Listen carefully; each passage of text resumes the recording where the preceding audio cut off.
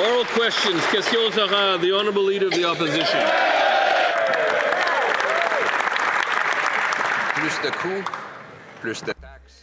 More costs, more taxes, higher debt. Just more going on the credit card, Mr. Speaker. This Prime Minister is a typical Liberal. He doubled Justin Trudeau's deficit from $31 billion to $65 billion, with $27 billion in new spending this year alone. And now he's forcing Canadians to pay $3,400 per family to pay the interest on the debt. Is there any limit to the Liberal credit card? The Right Honourable Prime Minister. Mr. Speaker, there is no limit to opportunities and possibilities for Canada. The spring economic update is just the next step in our plan to make Canada stronger, more resilient, more independent. We are implementing half of our initiatives to strengthen affordability, to make life more affordable for Canadians. We are also enhancing and strengthening our fiscal position, which is the strongest in the G7.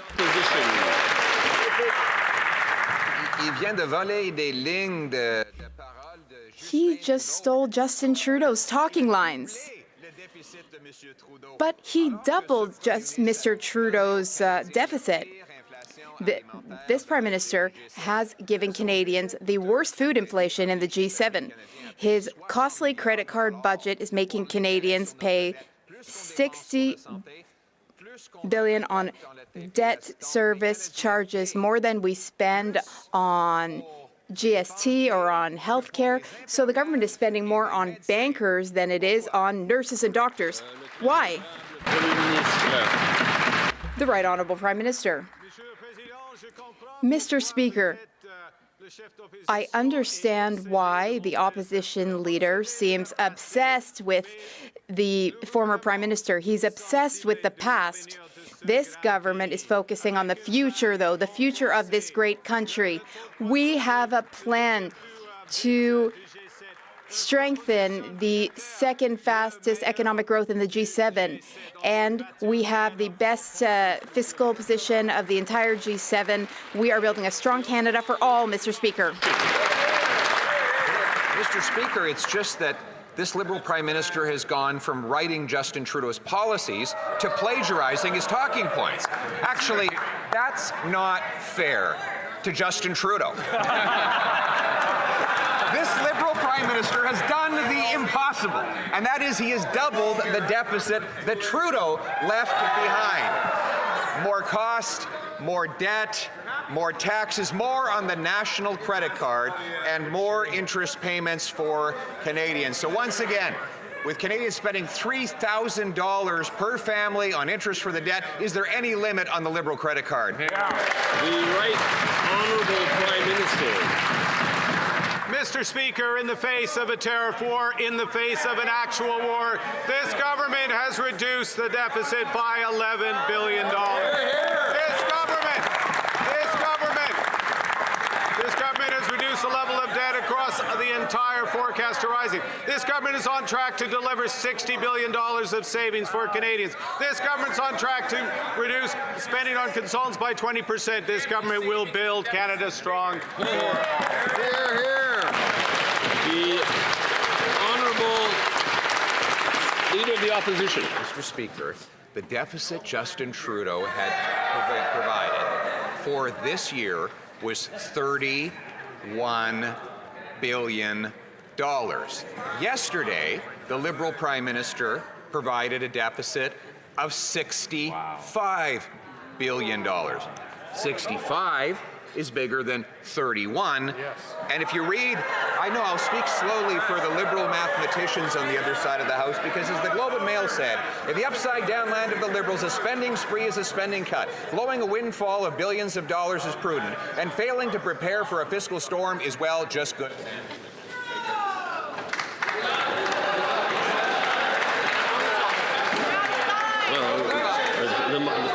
Time's up.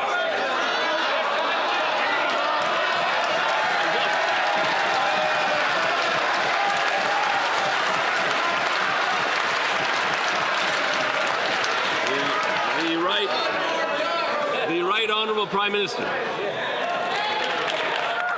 Your time is up, Pierre. In many ways, it's up. Mr. Speaker, I won't go there. I won't go there.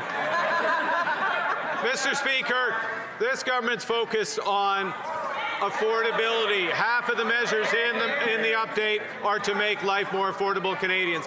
Reducing, and June 5th, look forward 12 million Canadians to getting a check to help with groceries and essential. Lower cost of gasoline. But we're building the country strong for all, including Canada's youth, the biggest investment in apprenticeships in our history. The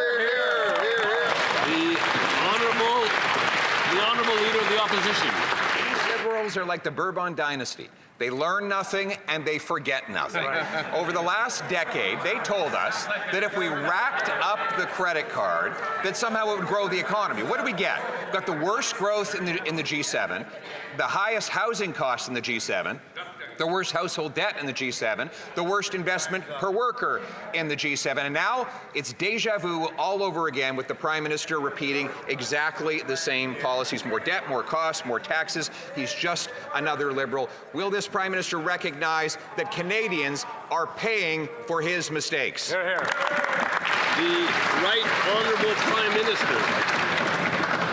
Mr. Speaker, Canadians will not forget that the member opposite voted against childcare, voted against pharmacare, voted against dental care, voted against the groceries and essentials benefit that Canadians are going to see $500 checks in a few weeks. Mr. Speaker, Canadians will see the second strongest growing economy in the G7. They would like to forget. Is my time up? The Honourable Leader of the Opposition. Mr. Speaker, this Liberal Prime Minister has been wrong about every major economic issue of the last decade. He was wrong to push for bigger and broader carbon taxes. Wrong to say that we should leave 50% of our oil in the ground. Wrong to oppose the Northern Gateway Pipeline. Wrong to say COVID would lead to deflation. Wrong to say money printing would not raise the cost. Wrong to say that affordability is the best that it's been in a decade. He keeps getting it wrong, Mr. Speaker. Yesterday, he repeated the same mistakes. When will he realize that the more he gets it wrong, the more the Canadian people have to pay? The Right Honourable Prime Minister. Mr. Speaker, wrong on crypto, wrong on Brexit. I could go on. But you know what this government is right on? You know what this government is right on? It's about cooperative federalism. It is working with the great province of Alberta to make sure that Canadian energy powers the world. It's about ensuring our competitiveness. It's about working with the province of Ontario, a premier that picks up my phone call and works with us to put Darlington new nuclear into power. It is about building Canada strong for all.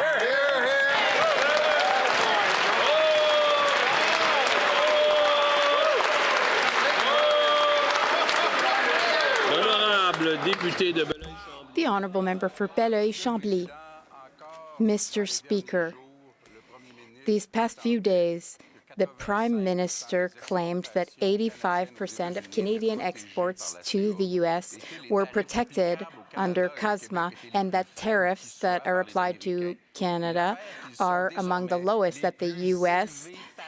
has on anyone. But actually, it turns out that they are among the highest of all tariffs applied to any country in the world, especially as of April 6th. There are no measures to address this in yesterday's economic update document. Will the Prime Minister fix this and help businesses? The Right Honourable Prime Minister.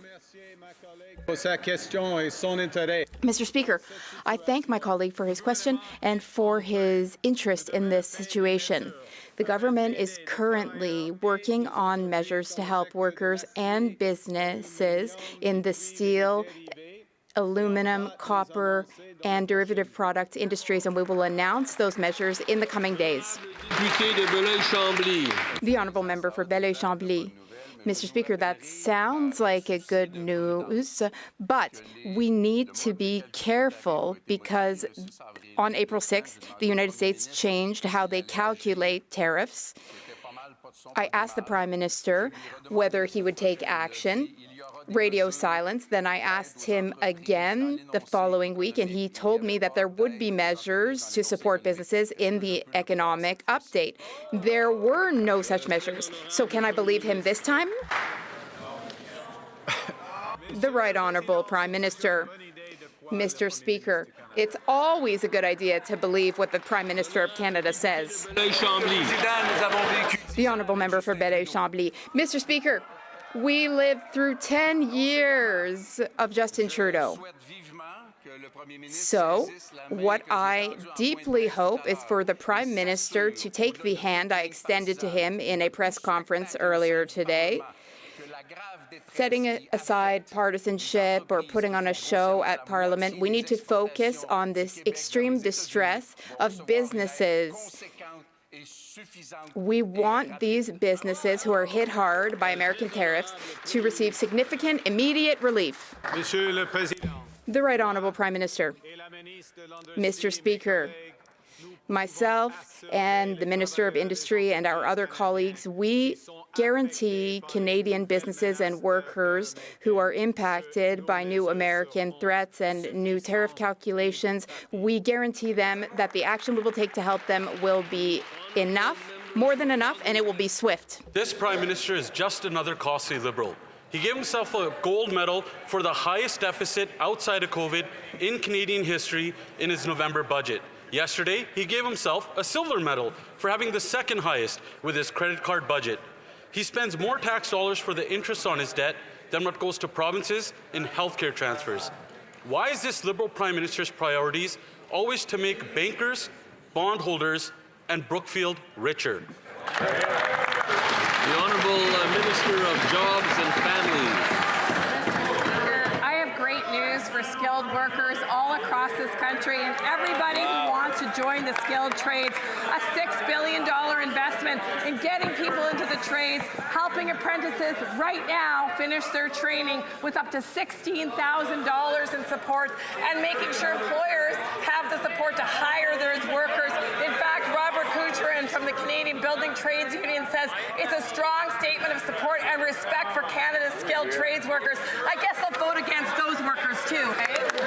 The Honourable Member for Calgary East. For a party that gave Canadians the second highest unemployment in the entire G7, it's hard to believe those trades will actually have a job after they graduate. This credit card budget was more debt, more costs, more spending, more taxes, all by the same old Liberals. Now Canadians have the highest food inflation, second highest unemployment, highest consumer debt, and housing cost in the entire G7.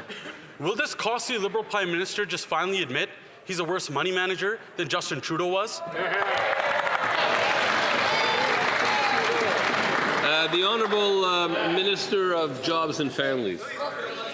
Mr. Speaker, this is what Sean Strickland said. He's the Executive Director of the Canadian Building Trades Union. He said, you know what, our members work hard, often far from home, to build Canada, but today's measures will be felt at kitchen tables across the country. And he said that this announcement demonstrates a strong commitment to helping Canada building trades meet the moment by investing in increased capacity for training, apprentice supports, support for youth. Mr. Speaker, no matter what idea and no matter who endorses it, they vote against it. Shame on them. The Honourable Member for Chilliwack Hope. These same old costly Liberals have continued their decade of credit card budgeting. More costs, more debt, more taxes, more of the same. In fact, this costly Liberal Prime Minister is now doubling the Trudeau deficit. He's literally doubling down on the failures of the past. Failures that have delivered the worst housing, worse food inflation, and worse economic growth in the G7. When will this Liberal Prime Minister end his costly credit card budgeting so Canadians can afford to put food on the table and keep a roof over their head?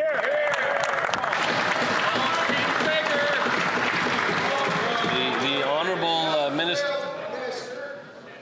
Honourable Minister of Housing and Infrastructure. Thank you, Mr. Speaker. Well, the Conservatives may be mired in the last decade or two of failure. This government is focused on the future and delivering today.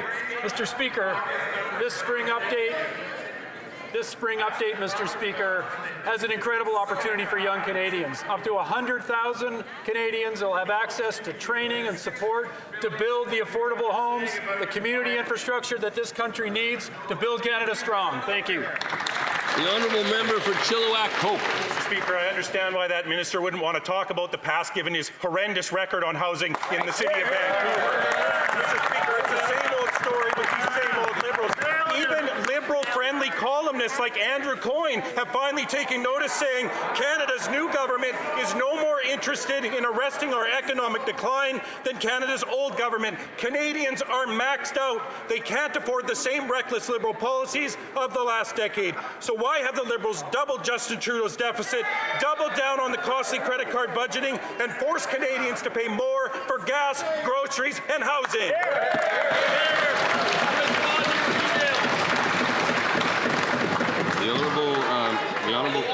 The Honourable Minister of Housing and Infrastructure. Why don't you answer your... Mr. Speaker, thank you for the question. Once again, Conservatives attacking former mayors like they attack current mayors. They have no respect for leaders of our cities and towns, leaders of our provinces and territories, leaders of our Indigenous communities. Zero respect. That's right. My first 7 years as a mayor in Vancouver, you know how much support we had from the Harper Conservative government? This government is focused on partnering with cities and towns, Indigenous communities, and delivering the affordable housing we need. The honourable member for Newtecumseh Gwillimbury. Mr. Speaker, after 11 years of Liberal deficits, Canadians are screaming, make it stop. But this banker Prime Minister isn't listening. He said they just got started as they pile on another $37 billion in spending and weaken our economy even more. This budget promises more costs, more taxes, more debt, and more inflation for hard-working Canadians who are already maxed out. Why are Canadians paying the price for this Liberal government's out-of-control spending? The Honourable Secretary of State for Labour. I have a lot of respect for that member, but look it. Let's hear. We are optimistic about the future of our country, Mr. Speaker. But let's hear from workers, okay? Let's hear from workers. Let's hear from Russ Suchuk from the IBEW. This economic statement will supercharge the skilled trades across Canada to help build and assist the much-needed infrastructure and electrification of our country. It will transform apprenticeships in today's technology, safety and training, meeting the moment to supply a workforce for major projects from coast to coast to coast. That's how you build a Canada strong, Mr. Speaker. The honourable member for Newtecumseh Gwillimbury. Well, strap in, Mr. Speaker, because Canadians are now paying $59 billion in interest on the debt. That money isn't going towards hospitals, highways, or homes. It's contributing to the highest household debt, most unaffordable housing, and second worst productivity and unemployment in the entire G7. These Liberals are so far behind they think they're in first place. Will the Prime Minister admit that his costly credit card budget is rewarding bankers and lenders while making life harder for everyone else?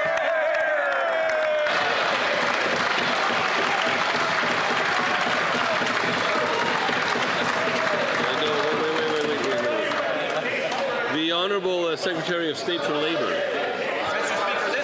Is fiscally responsible, reducing the deficit by $11 billion. But Mr. Speaker, there hasn't been a single question today about workers. Let's hear from the workers. Let's hear from Mark Arsenault, the business manager for the building trades in Ontario, Mr. Speaker. The federal spring economic statement demonstrates that the government is firmly committed to strengthen the skilled trades workforce at a time of economic certainty. The significant expansion of union training innovation program, including bricks and mortar investments for the red sealed trades, alongside enhanced incentive and completion grants for improved tracking and a practical approach in supporting apprentices. Mr. Speaker, that's how you build Canada strong for all. The honourable member for Terranova the Peninsula. Mr. Speaker, bankers make their money by having their clients enslaved to death, and this banker Prime Minister is no different. He's just another costly Liberal. They even said the quiet part out loud. On their graph, they showed that Canada's deficit to GDP ratio begins to skyrocket after this Prime Minister was appointed. Canadians now spend more money servicing the interest on Canada's credit card than all of our federal health care payments. Will this Liberal government commit to a real conservative fiscal plan that spends less on bankers and more on doctors?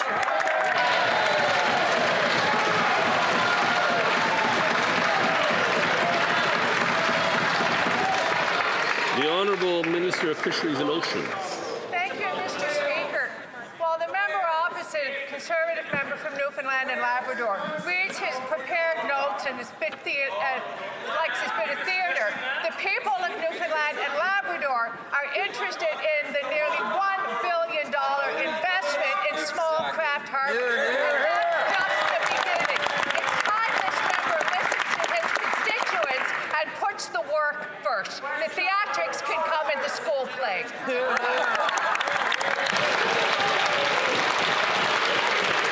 L'honorable député de Jonquière. The honourable member for Jonquière.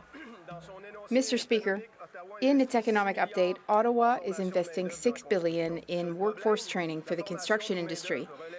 The problem, though, is that worker training falls under Quebec's jurisdiction. The Liberals say they'd like to come to an agreement, but there's already been an agreement for 30 years. For 30 years, Ottawa has recognized that it is Quebec that determines the plans and priorities of the labour market within its province.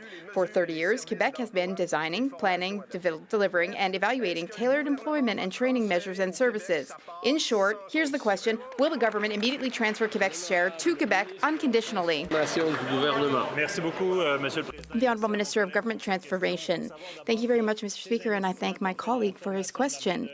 We are investing in the labour force, in skilled trades, because there are needs. There are needs in Quebec. In fact, Quebec's construction industry will need 80,000 workers over the next 5 years. We will, of course, work in a way that respects Quebec's jurisdiction. We have been respecting their jurisdiction since our original agreement on labour force jurisdiction, and I look forward to working with Minister Poulin so that we can improve things for Quebec as quickly as possible. The honourable member for Jonquière. Mr. Speaker, the very last thing we need is a squabble that Ottawa starts. As I said earlier, workforce training has been under Quebec's jurisdiction for 30 years. Quebec decides what its labour market needs and how to meet those needs. Quebec has jurisdiction over that. Ottawa's role is to provide the money for that. Quebec has the know-how. We don't need a government that doesn't have jurisdiction over this to meddle with it. As we all know, Ottawa is the champion of making the labour market more Anglophone. So when will Quebec receive its fair share of the funds with no strings attached? The Honourable Minister. Thank you, Mr. Speaker. April 29th is a historic day. It's historic because it's the first time I've heard the Bloc Québécois say that the last thing they want is a Quebec-Ottawa squabble, because that's all I've ever seen over the past 10 years is them looking to pick fights. We are going to deliver for Quebec. We're going to deliver for the labour force. We've promised to do so, and that's exactly what we will do. The Honourable Member for Richemont-Arthabasca. Thank you, Mr. Speaker. Mr. Speaker, the Prime Minister is trying to get us to believe that he's creating a sovereign wealth fund. That is not true. A sovereign wealth fund is built on years of surpluses, budget surpluses, and developing our natural resources. You don't build a sovereign wealth fund by putting $25 billion on Canadians' credit cards. The Liberals have just run up a record deficit, record with the exception of COVID years. A record deficit, and there's no evidence of any sound management of public finances. How can the Liberals shamelessly run up a tab on future generations' credit card like this? The Honourable Government House Leader. All right, let's talk about future generations. My colleague just said that it's important to train the labour force. We have labour force needs in Quebec and across Canada. Mr. Speaker, we need to invest in ourselves, in major projects, in infrastructure. We will allow Canadians to benefit from building a better Canada. There will be better job opportunities for young people. There will be better job opportunities in construction-related jobs. We will benefit from our labor force and our investments. That's what building Canada means. The honourable member for Richemont-Arthabasca. Labor training? Well, Quebec wasn't even aware of this new program before it was announced yesterday. Mr. Speaker, a $37 billion increase in spending is not a spending cut. That is what the Globe and Mail said just this morning. They said, in the Liberals' upside-down universe, a spending spree is a spending cut, and squandering billions of unbudgeted dollars is fiscal prudence. Mr. Speaker, I hope you're sitting down because you're in for a shock here. By 2031, the Liberals will have added $321 billion in debt on the backs of our children and grandchildren. How can the Liberals spend so recklessly when Canadians are struggling to make ends meet? The Honourable Government House Leader. Mr. Canadian, Mr. Speaker, I mean, but you are Canadian, of course. What's really disheartening is this member and the members who surround him and his party. On this side of the House, we are enabling young people to have access to great jobs. We're helping young people have affordable homes. We are giving young people back the dream of a better future, economically speaking, in Quebec and in Canada. That's what we're doing here on this side of the House. We are soundly managing our finances. The honourable member for Bellechasse-Etchemin. Mr. Speaker, the Liberals are continuing their decade-long streak of costly credit card budgets. This Prime Minister has doubled the deficit left by former Prime Minister Justin Trudeau.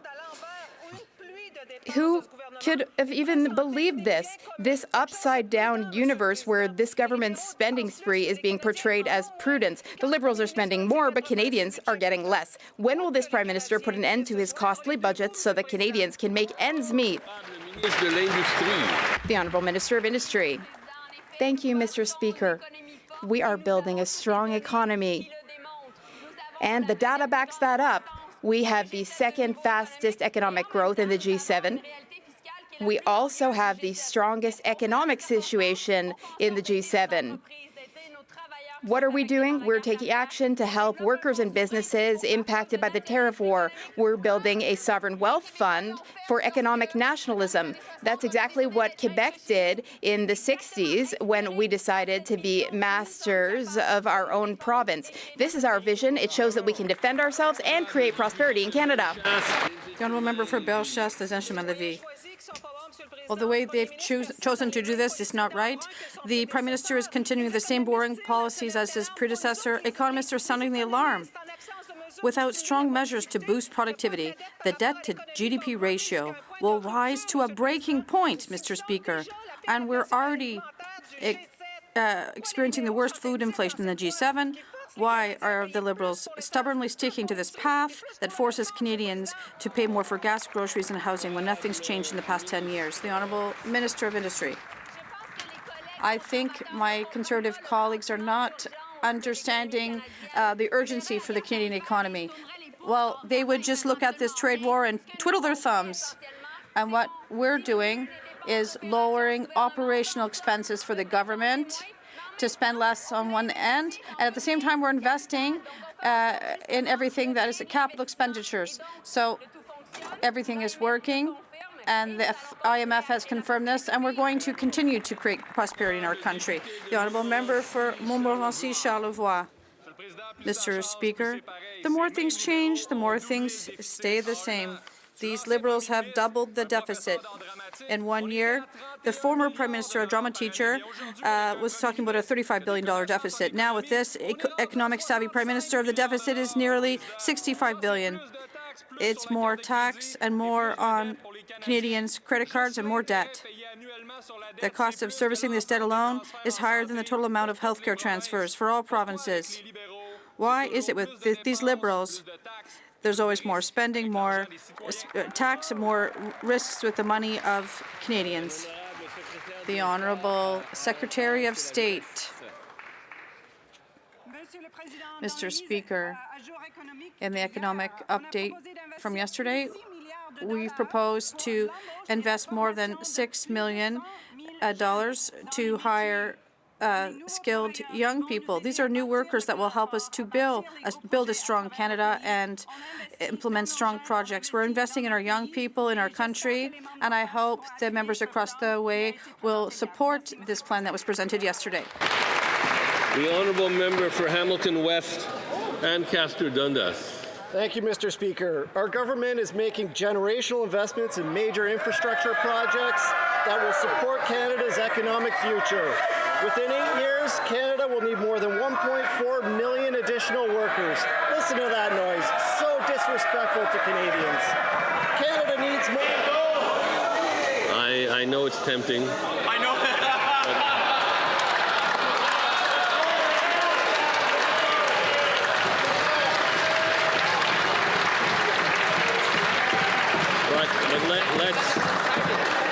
Let's set a new tone. Let's set a new tone. The honourable member may continue. Thank you, Mr. Speaker. I don't know why they're so afraid of good news. Because our government is making generational investments in major infrastructure projects that will support Canada's economic future. Within 8 years, Canada will need more than 1.4 million additional workers in the trades to build these projects. Canada needs more than 20,000 trades.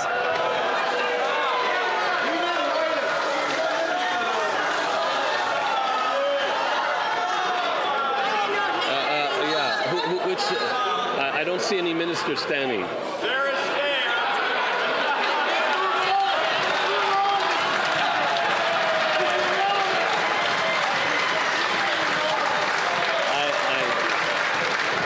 I don't know if the minister heard the question, but I have a feeling she knows the answer.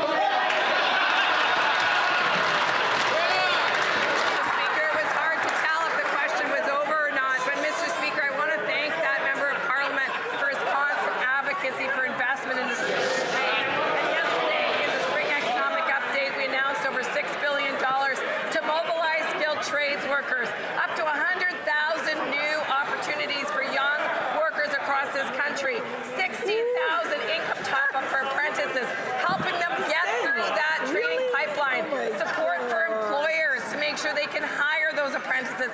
Mr. Speaker, this is good news for the skilled trades. The only question we have is, are they going to vote against these workers, Mr. Speaker? Will the Conservatives vote against Canadian workers? Okay. The honourable member for Kildonan St. Paul. The upside-down land of Liberals, a spending spree is a spending cut. Blowing a windfall of billions of dollars is prudent, and failing to prepare for a fiscal storm is, well, just good fiscal management. That's the scathing review from the Globe and Mail editorial board, Mr. Speaker, because yesterday the Liberals promised Canadians they would continue their decade of massive deficit spending, which means rising cost of living for Canadians will also continue with no end in sight. So when will this Liberal Prime Minister finally show some responsibility, some fiscal restraint, so that Canadians can afford to live? The Honourable Minister for Northern Arctic Affairs. Thank you. Mr. Speaker, you know what Manitobans want, especially young people? They want a job. They want opportunity. Right. And that's what this government is delivering. The spring budget delivers real momentum for Manitobans. We're seeing infrastructure investments that keep the province moving in the right direction, from transportation upgrades to community facilities. We're expanding real Red Seal training. Mr. Speaker, the member opposite continues to deny what we're delivering on. They need to get on side that we're delivering for affordability. Hear, hear. The honourable member for Kildonan St. Paul. The Liberals can dress this up however they like, but there is a glaring omission in the fiscal update, and it's urgency. They have no urgency in resolving the U.S. tariff dispute that's costing thousands of the Canadian manufacturing jobs. And what's worse, according to the Financial Times, Canada's leading industry groups say the Prime Minister's efforts to cut red tape is floundering, costing the country billions more in trade losses than Donald Trump's tariffs. But Liberals have no urgency to resolve that issue either, despite it being 100% in their control. So rather than massive deficits, why don't they cut red tape so our workers and industries can survive? The honourable Honourable Minister. Great job, Janto. Mr. Speaker, we're investing so Manitobans can step into good jobs. What is she not seeing here? We're strengthening Manitoba aerospace sector. We're advancing the Economic Wealth Fund. We're investing $6 billion in the trades so that young people could get jobs. The member opposite continues to downplay this work, and these measures are directly supporting Manitobans. That's right. Hear, hear. The Honourable Member for Okanagan Lake West, South Kelowna. Mr. Speaker, Canadians were promised change after a decade of costly Liberal government under Justin Trudeau. Yesterday, they didn't get change, they got more of the same, asking for every Canadian household to shoulder roughly $3,400 of new debt from a Prime Minister who said he would be different. This costly credit card budget delivers more debt, more costs, more taxes, doubling the deficit while life gets more expensive. So which promise was false? The promise of change or the claim that doubling the deficit would somehow make Canadians better off? The Honourable Minister of Veterans Affairs. Mr. Speaker, Conservative and BC ridings are telling me this week that our new government is delivering the things that they need. We're bringing major projects like LNG 2 and Red Crisp Mine, which are going to invest in our natural resources and build BC's economy. We're delivering the Team Canada Strong program, which is going to recruit, train, and hire over 80,000 new skilled workers. This means jobs for British Columbians, Mr. Speaker. That's good news. The Honourable Member for Okanagan Lake West, South Kelowna. The only thing this government delivers, Mr. Speaker, is more talking points, recycled. So even the Globe and Mail says that in this upside-down Liberal world, quote, a spending increase of $26.8 billion is not a spending cut, end quote. And that for every $100 in new revenue, the government spends 97% of it. So will the government admit this costly credit card budget proves nothing has changed, or are Canadians now supposed to believe that doubling the deficit is fiscal responsibility? The Honourable Minister of Veterans Affairs. Mr. Speaker, I had a conversation with the Greater Vancouver Board of Trade this week, and you know what we were talking about? We were talking about the need for skilled workers in British Columbia. Right. Yesterday's spring economic update, we announced that we're investing in the recruiting, training, and hiring of skilled trades with more than 80,000 skilled workers, and we're going to grow the Canadian economy. We're going to invest in those projects. We're doing what BC needs. The Honourable Member for Sherwood Park, Fort Saskatchewan. Mr. Speaker, those apprentices desperately need projects to go forward that they can work on. Now, Canada faces an unemployment crisis most severe among youth, yet this Liberal costly credit card budget plans further increases to EI premiums. Increasing the tax on jobs now will make it harder for businesses to create jobs and make the jobs crisis even worse. Why are Liberals paying for their costly credit card budget with further tax increases on jobs? Shame. The Honourable Minister of Energy and Natural Resources. Mr. Speaker, they only read half the newspaper, obviously. If they would have read the other half, they would have seen the CEO of Shell say it's never been as attractive a time to invest in the energy sector in this country. They would have said they're excited about the development of LNG in this country. They're excited about the jobs that are going to be created. They should read the rest of the paper, Mr. Speaker. The Honourable Member for Sherwood Park, Fort Saskatchewan. Mr. Speaker, I'm not at all surprised to hear that minister spends a lot of time talking to CEOs. But on page 122 of their fiscal update, it's clear that they are increasing the tax on jobs at a time when we already have a massive youth unemployment crisis. This credit card budget proposes to squeeze small businesses and workers even more at the same time as these Liberals are voting against allowing student grants to go to those at vocational institutions. They're attacking young people, attacking jobs. Mr. Speaker, when will it end? Hear, hear. The Honourable Minister. Instead of reading the paper, you should go online and see that we actually cut CPP deductions from paychecks. We're making it cheaper for people to work. We're making it more affordable for people. And we're adding 100,000 new Red Seal jobs. Read the paper. Read all the paper, Mr. Speaker. The Honourable Member for Leduc, Wetaskiwin. Mr. Speaker, in 2015, Canada had a balanced budget and the richest middle class in the world. Coming out of a global economic meltdown, Canada's federal debt stood at $616 billion. Yesterday, we found out that after a decade of liberal economic experiments funded on the national credit card, our debt this fiscal year will hit $1.4 trillion. The Liberals are trading away Canadians' future prosperity to fund this tiresome daily Liberal QP routine of riffing off ever-increasing lists of things they're charging to the national credit card. Is there someone over there with the courage to stand up and say, enough is enough? The Honourable Minister of Foreign Affairs. Mr. Speaker, it is clear that Canada has one of the strongest positions fiscally in the G7, and in addition to maintaining and growing that position, we are also delivering for Canadians. $6 billion investing in the skilled trades, more than $700 million for athletics in this country from playground to podium. Mr. Speaker, building Canada's homes by providing low-cost financing and ensuring that there's a groceries and essentials benefits. We ask the Conservatives rationally to get... The Honourable Member for Leduc-Wetaskiwin. In a mythical Liberal world, budgets balance themselves. In the current Prime Minister's theoretical world, the national credit card has no limit and the bill never comes due. But we live in the real world where this Liberal government's addiction to borrowing has real consequences. This Prime Minister is now spending more on interest than on the Canada Health transfer. According to his own economic update, this is quite astonishing, Mr. Speaker, in 2030, the entire deficit will go to paying interest on debt the Liberals have added since being elected. In this new world, Liberal debt becomes self-generating. When will this experiment end? The Honourable Minister of Foreign Affairs. Mr. Speaker, Canada has the lowest debt to GDP ratio in the G7, and at the same time, in direct response to my colleague's question, we have reduced the deficit by $11 billion as announced yesterday.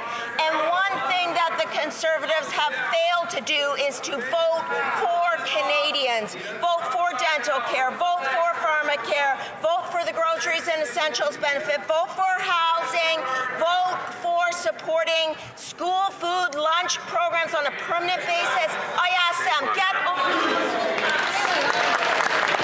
The Honourable Member for Medicine Hat, Cardston Warner.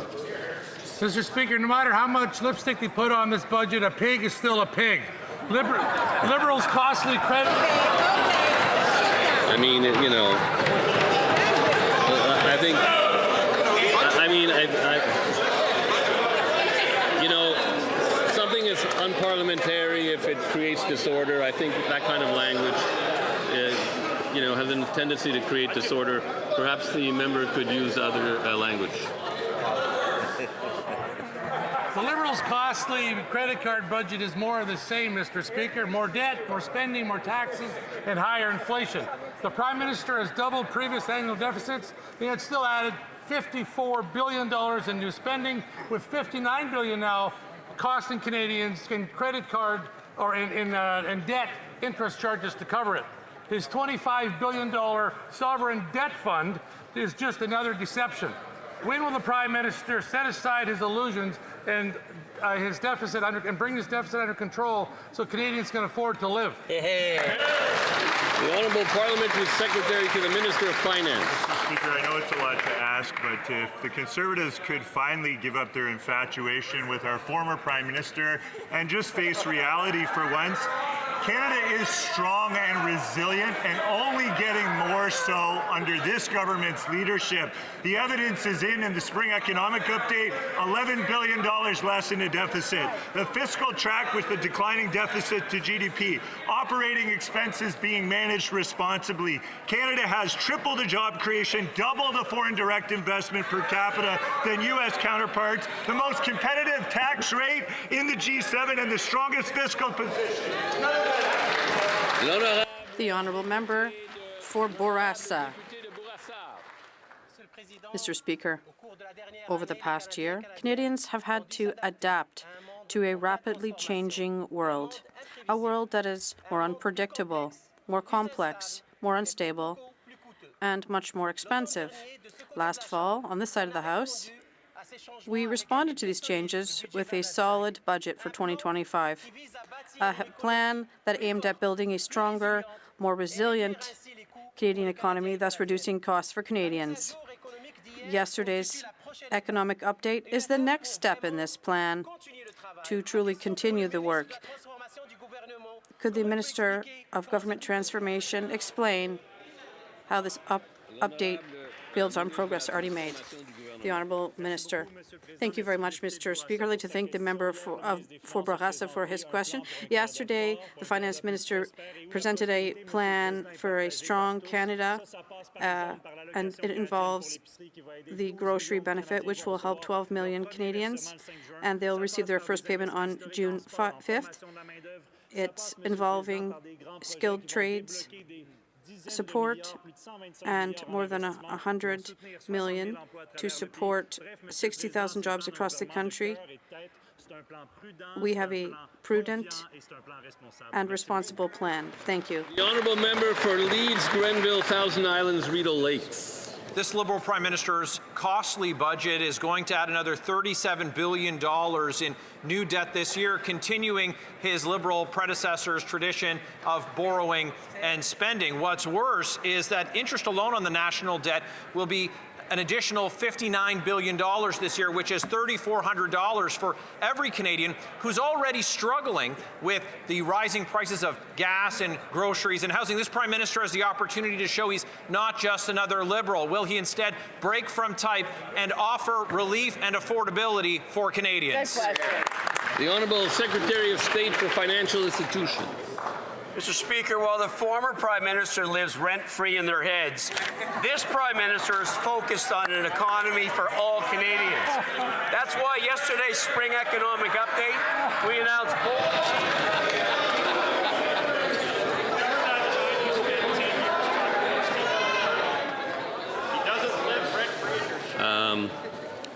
The member may continue. Mr. Speaker, the former Prime Minister lives rent-free in all their heads. This Prime Minister's focused on building an economy for everyone. Yesterday's spring economic update, we announced bold changes to the disability tax credit so more Canadians with disabilities can get the support they need. We also reinvested in the community volunteer income tax program, which will help. It's run by volunteers. It does taxes for our most vulnerable, Mr. Speaker. Over 1 million Canadians, 17% of them haven't filed for. Okay, the honourable member for Leeds, Grenville, Thousand Islands, Rideau Lakes.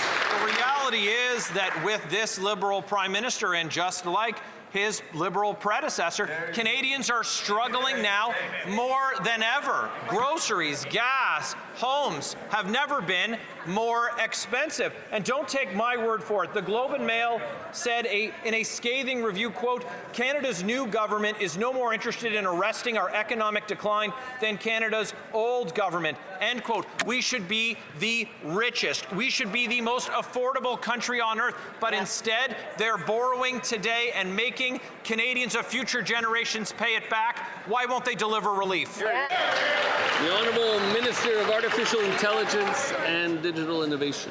Mr. Speaker, these guys will find any excuse to talk down Canada, talk down investing in Canada, even in a trade war. Our credit rating is the highest in the world. We've just lowered the deficit by $11.5 billion, and we're using that money to invest in Canadians. We are making the largest investments in the skilled trades in our history. 100,000 jobs in the skilled trades. They should support it. Look, our plan is simple, and I'll put it simply. Build in Canada, buy in Canada, believe in Canada. Let's go. The honourable member for Vaughan Woodbridge. Liberals claimed in their latest update they would show discipline. Instead, Canadians got more debt, more spending, more of the same. The deficit's now projected to be double Trudeau's, and as debt rises, taxpayers pay the price. Public debt charges are projected to be more than $54 billion this year, rising to $81 billion in 5 years. That's money that can't go to tax relief, it can't go to housing, and it can't go to health care. It's no wonder, Mr. Speaker, that the Globe and Mail said it's a bit rich for the finance minister to be claiming fiscal responsibility. So when will this Liberal Prime Minister end his costly budgeting so Canadians can afford to live? The Honourable Minister of Industry. Mr. Speaker, you know what is a bit rich is the fact that the Conservatives are not defending our auto workers. And this spring economic update is all about our auto strategy and supporting our 5,000 auto workers, including those working in the parts sector of the auto sector. And you know what? Good news today. GM just announced in St. Catharines more than $690 million of investments in the next generation. This is our plan working, Mr. Speaker.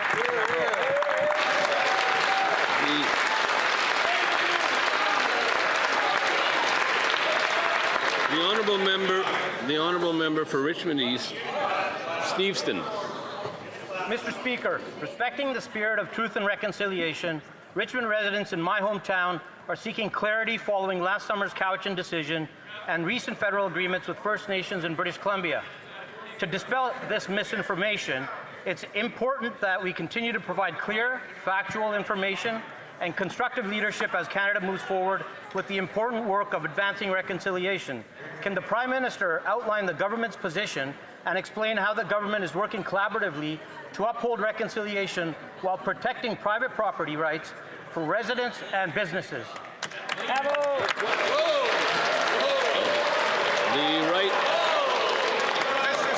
Right Honourable Prime Minister. Mr. Speaker, I'd like to thank my colleague,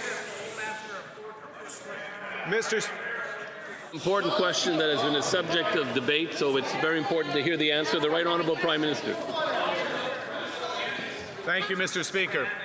I would like to thank my colleague for this important question. Private property rights are fundamental, and this government, indeed this House, will always protect them.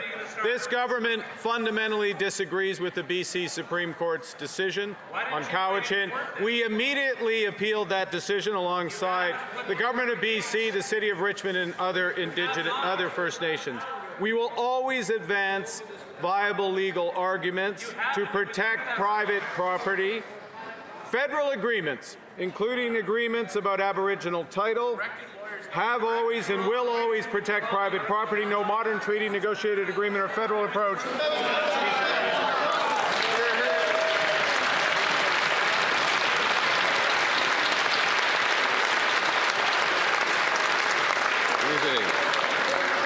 The Honourable Member for Flamborough-Glanbrook Branch North. Mr. Speaker, yesterday's statement proved nothing has changed.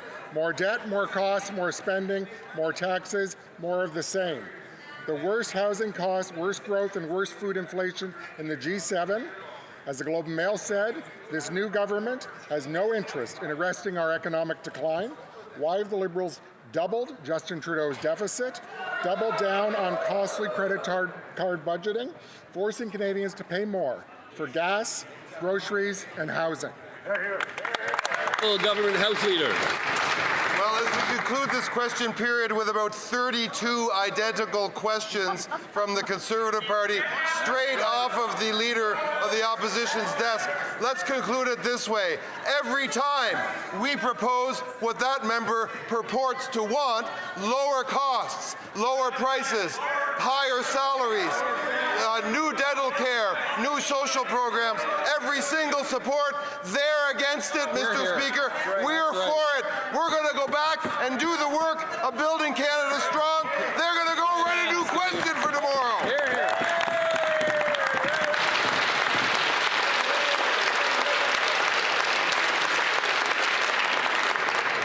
The Honourable Member for Courtenay Alberni. Mr. Speaker, the Liberal government's decision to end the Canadian Corps of Commissioners' preferential contracting threatens jobs for veterans who rely on it for stable work after service, while potentially shifting contracts to for-profit firms. For decades, the Commissioners have supported their transition from serving our nation in the Canadian Armed Forces or the RCMP with dignity. Why is the Minister of Veterans Affairs moving ahead without any consultation with the Commissioners? And will she instead reverse these arbitrary procurement changes before veterans pay the price? The Honourable Minister of Veterans Affairs. Mr. Speaker, government policies must evolve as the goals they speak to change. In 1945, the first right of refusal was designed to respond to the needs of soldiers returning from war. Today, this policy no longer meets the needs of veterans. Today, the average age of a releasing veteran is 34. They have a range of transferable hard and soft skills. These skills are in demand in the Canadian economy. Mr. Speaker, Guard services will continue to be one option for veterans, and I will continue to advance all options for veterans. I wish to draw the attention of members to the presence in the gallery of the Honourable Brian Jean, Minister of Energy and Minerals, and the Honourable Nathan Newdorf, Minister of Affordability and Utilities, both for the province of Alberta.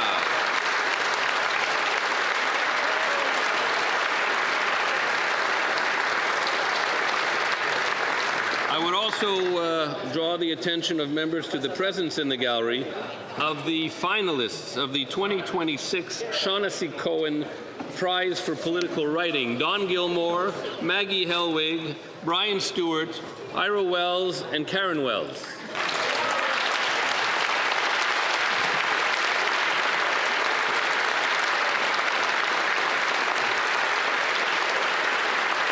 Mr. Westlock has a point of privilege.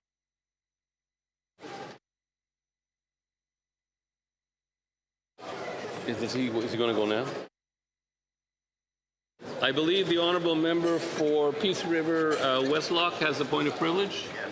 Thank you, Mr. Speaker. Mr. Speaker, this morning I gave notice about a question of privilege that I will be raising today.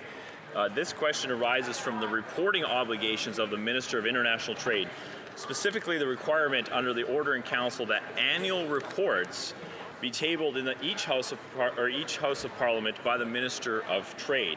Mr. Speaker, I'm honored to be one of the co-chairs of the All-Party Parliamentary Group to End Human Trafficking and Modern-Day Slavery, and we just held a parliamentary briefing with International Justice Mission, our Justice and Human Rights Clinic from the UBC, and at that briefing we learned from the former Ombudsman that the Minister of International Trade has failed to fulfill this obligation to table annual reports to trade from the Ombudsman for Responsible Enterprise. Not only was just one report not reported, but 3 reports have not been reported.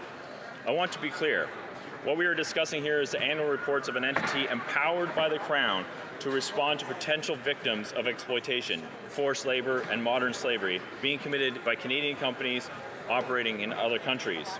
I went to the CORE webpage to verify this for myself yesterday, and the last annual report tabled in Parliament was the 2021-22 report tabled on March 22nd, 2023 by the Minister. The former Ombudsman confirmed that she sent the 2022-2023 annual report to the Minister in November of 2023. She also confirmed to me that she provided a draft report of the annual to the interim Ombudsperson at the end of her term in April of 2024. That report has never been tabled in Parliament, Mr. Speaker, nor the 2024-25 report that would have been completed by the interim Ombudsperson.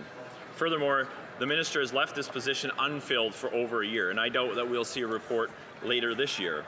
In accordance with the Order in Council PC 2019-1323, dated September 6, 2019, that establishes the mandate of the Corps, Section 13 states that the Ombudsperson is to submit an annual report to the Minister on their activities, 2, that the Minister is to table that annual report in each House of Parliament, and 3, that the Ombudsperson is to publish the annual report after it is tabled in Parliament. Mr. Speaker, this raises concerns regarding the compliance with this Order in Council. which imposes a clear legal obligation, a fiduciary obligation on the minister to table these reports in both houses each year. If the minister does not table these reports in the House of Commons, the Corps cannot release them publicly. Furthermore, the failure to ensure timely tabling of these reports limits our ability as members to access this information, requiring for effective parliamentary oversight of an entity established by the Government of Canada. It also prevents members from engaging the House-established process for scrutiny of these tabled documents. I now recognize that ordering councils are not statutes, but they do have force in law. Ordering councils are indeed a form of subordinate legislation, deriving their power from a statute, the Act of Parliament. In other words, ordering councils are legal instruments made by the Governor and Council pursuant to a statutory authority and do take legal effect when it's signed by the Governor General. There's a clear precedent in supporting this proposition that the failure to comply with the statutory tabling obligations may engage the privileges of this House. On February 3rd, 1992, the question of privilege was raised concerning the failure of a Minister of Finance to table the Order and Council appointments in the House of Commons required under the Order of the Customs Tariff. In the rulings on February 5th, 1992, at pages 6425 to 6427 of the debates, Speaker Fraser affirmed that it is through the tabling that members are officially apprised of the existence of a document. It is not to be taken lightly, but is to be done for serious purpose. Speaker Fraser went on to state that the tabling of documents is one of the procedures on which hinges the ability of members to discharge of their function, and recognized that the failure to table these required documents may impede both members and the standing committees in carrying out their mandate under Standing Order 1081. Speaker Fraser also noted that the House is not the appropriate forum to address the deficiencies arising from is the important forum to address the deficiencies arising from these non-compliance with statutory tabling requirements. In this instance, the chair declined to find a prima facie breach because the matter had already been taken up by the Standing Committee on the scrutiny of regs, and that the circumstances did not exist at the present case. No committee has been seized, however, with the failure of the tabling of the core annual reports. As a result, members have been deprived of access to these reports that would have otherwise been subject to the parliamentary scrutiny through House-established procedures, including the referral mechanism contemplated under Standing Order 32.5, which depends on the proper tabling in the House. A further ruling in 2001 similarly addressed the failure to comply with statutory tabling obligations.